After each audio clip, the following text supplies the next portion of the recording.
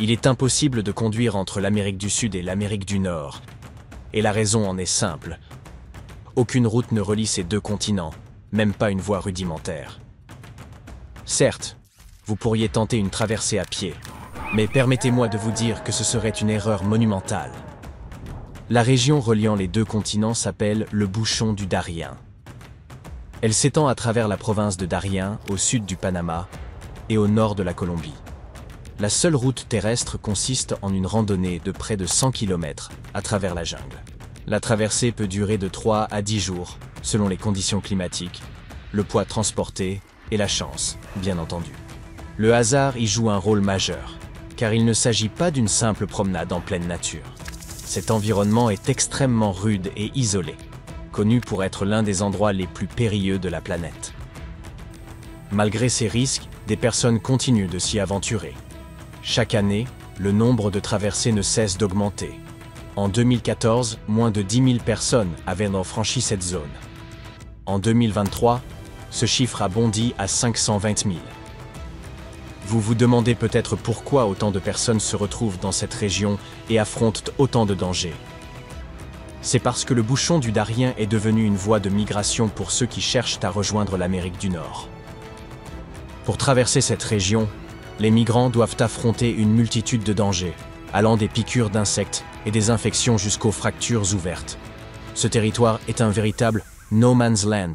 Sans poste de police, les voyageurs doivent se protéger contre les voleurs et n'ont d'autre recours que de s'entraider tout au long du chemin. La plupart des voyageurs entament la traversée avec au minimum une tente ou une bâche, des bottes imperméables, de l'eau et des vivres. Toutefois, ces équipements deviennent rapidement encombrants et il est généralement impossible d'en transporter assez pour tout le trajet. À un certain point, les gens finissent par boire l'eau des rivières pour éviter la déshydratation. Or, cette eau est souvent contaminée par des bactéries et des impuretés, provoquant ainsi des troubles intestinaux. Et si la situation s'aggrave, il n'y a aucun secours disponible sur place. Pour empirer les choses, les températures y sont accablantes, dépassant fréquemment les 35 degrés. Un petit groupe d'aventuriers intrépides et de voyageurs en quête d'une expérience de survie dans la jungle se risque parfois à travers le bouchon du Darien. Mais cette région ne se prête en rien à des vacances relaxantes. En 2023, un groupe de touristes y a contracté l'ulcère tropical, une infection fongique touchant les pieds. La situation s'est tellement détériorée qu'une femme a dû être portée par le groupe le dernier jour, incapable de marcher. Peu importe le degré de préparation, la survie dans cette région repose principalement sur la chance. Les voyageurs ne trouveront pas de ville aux infrastructures développées, ni d'hôtels où passer la nuit avant de reprendre leur chemin. Toutefois, ils pourraient croiser quelques camps de base improvisés en pleine jungle. Ces camps proposent parfois des plateformes en bois pour les tentes, des douches sommaires à l'aide de seaux, des toilettes rudimentaires, voire des plats de poulet et de riz. Mais tout cela a un coût. Le Wi-Fi, par exemple, peut coûter jusqu'à 2 $ de l'heure.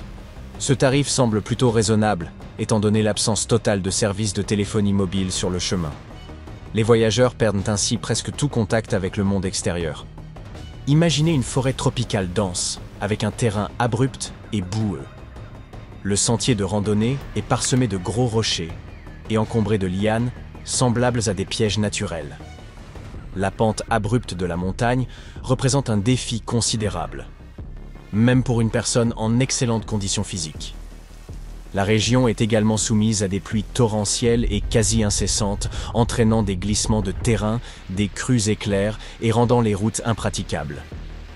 La situation est si difficile que les vêtements et les visages des voyageurs terminent couverts de boue au cours de la traversée.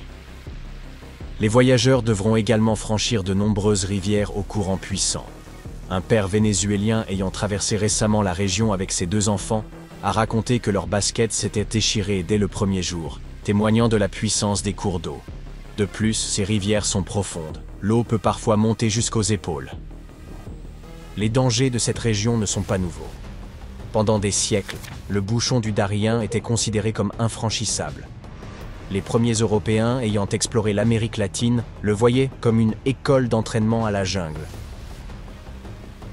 Ils étaient bien conscients de ces périls, mais cela n'a pas empêché de nombreux aventuriers de tenter la traversée par la suite.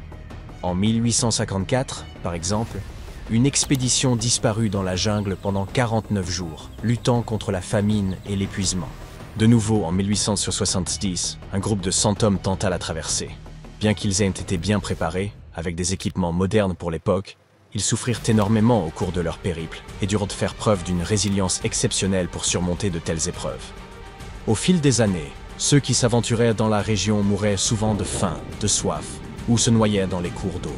Ils faisaient également face aux attaques d'animaux dangereux tels que les jaguars, les grenouilles d'Androbates et le fer de lance commun. Un serpent rapide et particulièrement venimeux. La région est en outre envahie par les moustiques, vecteurs de maladies graves. S'appuyer contre des arbres pour se reposer peut aussi s'avérer dangereux.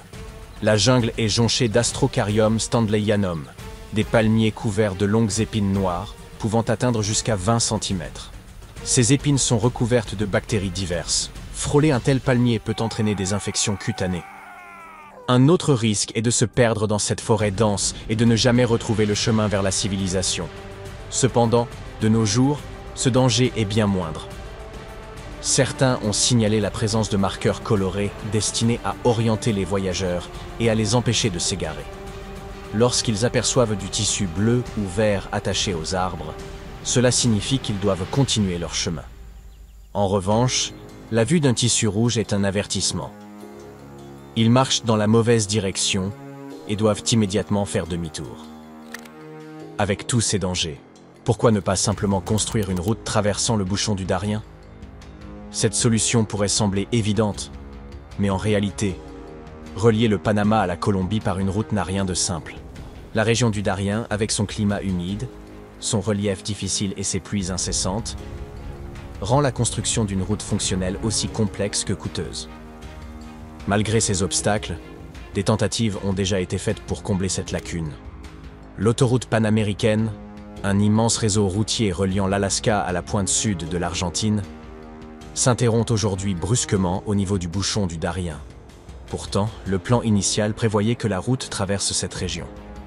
Dans les années 70, puis de nouveau dans les années 90, les dirigeants des pays d'Amérique latine ont cherché à concrétiser ce projet. Toutefois, une forte opposition s'est manifestée, notamment pour protéger les communautés locales et préserver la forêt tropicale. Le bouchon du Darien, largement épargné par l'activité humaine, est l'un des lieux les plus riches en biodiversité du monde. On estime qu'une espèce sur 5 y est endémique, c'est-à-dire qu'elle ne vit que dans cette région spécifique, comme le rat à poche du Darien ou l'Opossum marmosops invictus. La construction d'une route aurait gravement altéré cet écosystème, conduisant ainsi à l'abandon du projet. Une alternative maritime a ensuite vu le jour, avec au moins 2 compagnies proposant un service de ferry entre les 2 pays.